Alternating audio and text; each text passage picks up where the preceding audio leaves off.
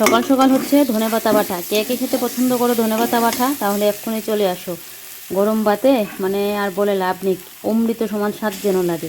তো কাঁচা বাটাটা না আমি খেতে পারি না, আমার আবার এরকম একটু ভাজি করে হলে ভালোই লাগে। কাঁচা লঙ্কা আর ইয়ে দিয়ে করেছি, কয়েকটা রসুন দিয়েছি অতটুকু, বেশ ভালো লাগে খেতে। কাঁচা বাটাটা আমার একদমই ভালো লাগে না।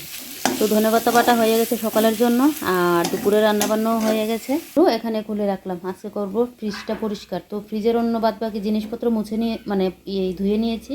এই যে দেখো, ফ্রিজের সব কিছু খুলে এখানে ধুয়ে নিয়েছি। আর আমার শাশুড়ি মা রোদে বসে এখন মটরশুঁটি করছে, চলছে। দেখো কি অবস্থা, সমস্ত কিছু এখানে বের করে রাখলাম। আর ফ্রিজটার অবস্থা দেখাই। এবারে ফ্রিজ পরিষ্কার করতে, তো আগে সকালের খাওয়া দাওয়া কমপ্লিট করি, তারপর গিয়ে পরিষ্কারটা করবো। আমার ফ্রিজে একদম সবজি পাতির মানে ছিল তো। আর দেখো ফ্রিজটা এবারে নোংরাও হয়েছে, তো পরিষ্কার করতে একটু আমার সময় লাগবে।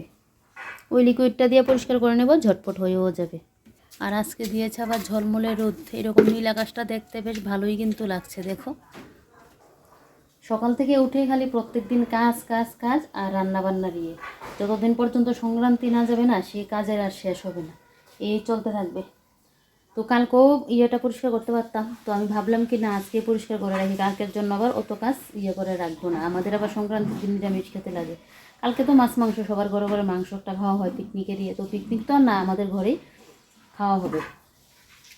তো এখন গ্যাস টেসটা মুছে পরিষ্কার করব, তারপর সকালে খাওয়া দাওয়া করে করব, এই ফ্রিজটা পরিষ্কার করব। কালকে যে কী পরিমাণে আমার ঘাড় ব্যথা আর মাথা ব্যথা শুরু হয়েছে কি আর বলি, রাত্রিটা আমি আর ঘুমাতে পারিনি, সকালে উঠেও ঘাড় ব্যথা।